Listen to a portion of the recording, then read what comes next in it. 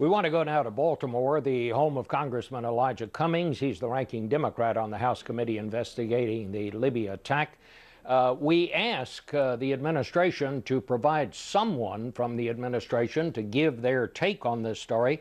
The administration declined. So, Congressman, we appreciate you coming on this morning to talk to us. I want to ask you, don't you think there are some genuine questions to be asked about this and how it happened? Bob, first of all, what happened to Ambassador Stevens and the other three public servants was indeed a horrible tragedy. We will search their killers down and bring them to justice. The one thing we must not do, though, Bob, is make this out to be and treat it like a political football, and I think that's basically what's happening. We have a situation where we rush to a hearing.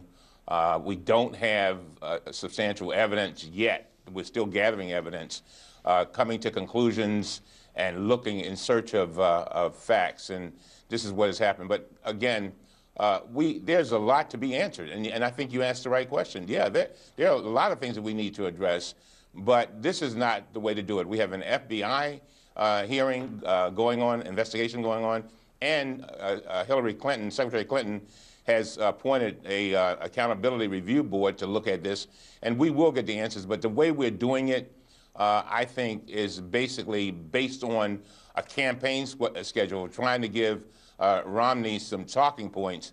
But I don't think that our men who were killed deserve this. I don't think our diplomatic corps deserves this. We can do better. Well, let me just ask you this, Congressman, and I say this with all respect. If there were a car wreck here on M Street outside my office, and I looked out the window and I saw a car wreck out there, I wouldn't have to wait till the cops came to know it was a car wreck. I mean, it was a car wreck. There were 24 people in that compound there. They had windows. Right. They could look out the window. They could see that there was no demonstration going on. And yet it was not until last week that the administration admitted that this was a pre-planned terrorist attack and not a spontaneous demonstration. Well, certainly, from what I understand, Secretary Rice was given information by the intelligence folks.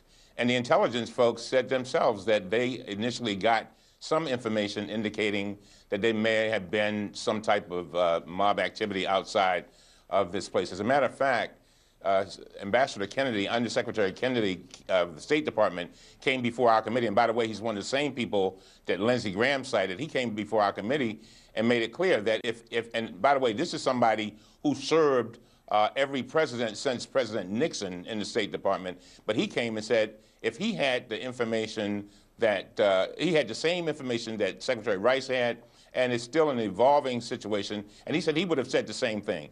But Bob, you know, I just listened to that interview, both of those interviews, and this conspiracy stuff is kind of ridiculous, to be honest with you. And I'm kind of surprised that they've gone to these lengths, but you know, that's what they do. Well, but one of the things that I'm hoping is that they did admit, ISA did admit that we do have that they did try to cut the budget. They did, in fact, cut the budget for security, and I'm hoping that they will join me. In that hearing, I requested that he join me in getting an emergency supplemental for our embassy so that we can protect our people. Well,